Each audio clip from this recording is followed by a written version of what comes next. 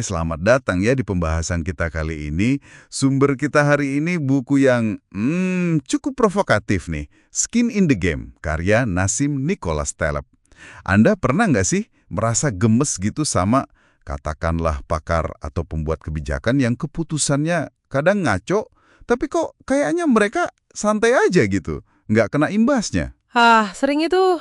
Nah, buku ini bilang ikut menanggung resiko atau punya skin in the game itu bukan cuma soal bonus atau insentif loh.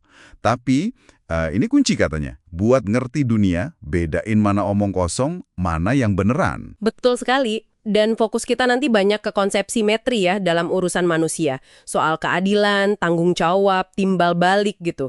Intinya, gimana kalau orang nggak ikut nanggung resiko atas ucapan atau keputusannya? Wah, itu bisa bahaya banget. Bahaya ya? Iya, mulai dari kebijakan luar negeri sampai cara Anda ngatur keuangan pribadi loh.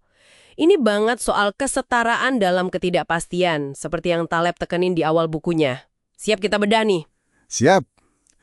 Oke, Taleb itu memulai dengan cerita yang menarik banget ya, soal mitos Anteus.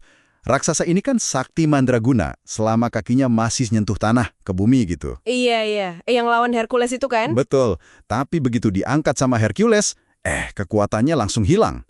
Ini metafora yang kuat banget ya. Maksudnya, kalau pengetahuan atau tindakan kita itu nggak ada kontak langsung sama konsekuensi di dunia nyata, ya jadinya lemah aja gitu. Persis. Kontak dengan tanah itu ya lewat skin in the game tadi. Kita harus ngerasain langsung akibat dari tindakan kita. Mau itu baik atau buruk, ya rasain. Ini semacam cara alamiah buat nyaring mana yang beneran works, mana yang gagal.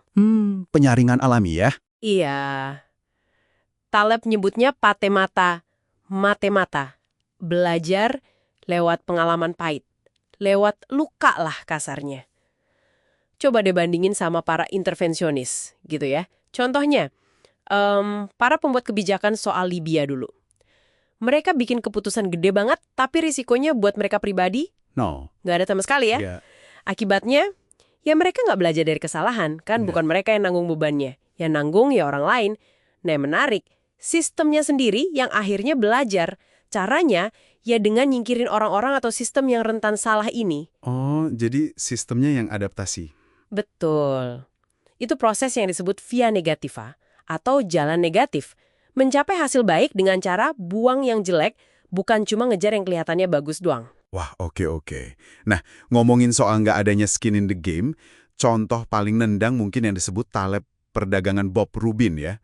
Mantan Menteri Keuangan AS ini kan dapat bayaran gede banget, 120 juta dolar lebih dari Citibank. Iya, itu angkanya. Iya kan? Pas banknya hampir kolaps, terus butuh dana talangan dari pajak kita semua, dia nggak rugi sepeser pun. Untung dia ambil, ruginya orang lain yang nanggung. Nggak adil banget ya rasanya. Nah, itu dia. Ini jelas asimetri klasik. Ambil untung tanpa ikut nanggung risiko rugi. Ini melanggar banget rasa keadilan paling dasar dan konsep kesetaraan dalam ketidakpastian yang tadi kita bahas. Jadi balik lagi ke situ ya. Iya, sebenarnya masalah ini udah lama jadi perdebatan loh. Kayak misalnya, seberapa banyak sih info yang harus diungkap penjual ke pembeli? Zaman Stoik duluan aja udah ada perdebatan. Ada Diogenes yang bilang, ya udah ikuti hukum aja cukup. Tapi Antipater bilang, nggak bisa, semua harus diungkap, biar adil. Oh, udah dari dulu ya perdebatannya? Udah, bahkan hukum syariah juga punya konsep goror. Itu artinya ketidakpastian atau ketidakjelasan yang timpang dalam transaksi.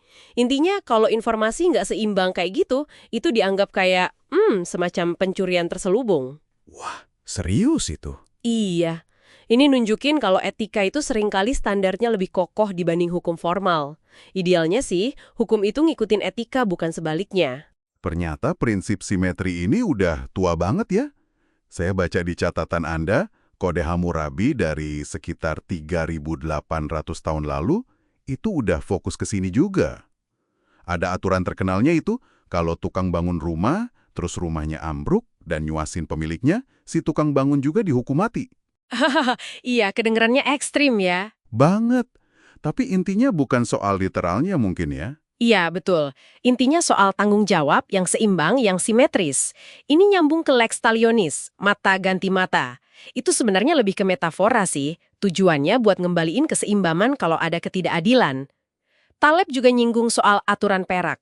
Jangan lakukan pada orang lain apa yang Anda tidak ingin mereka lakukan pada Anda. Oh, yang versi negatifnya aturan emas itu ya? Betul, dan ini dianggap lebih kokoh.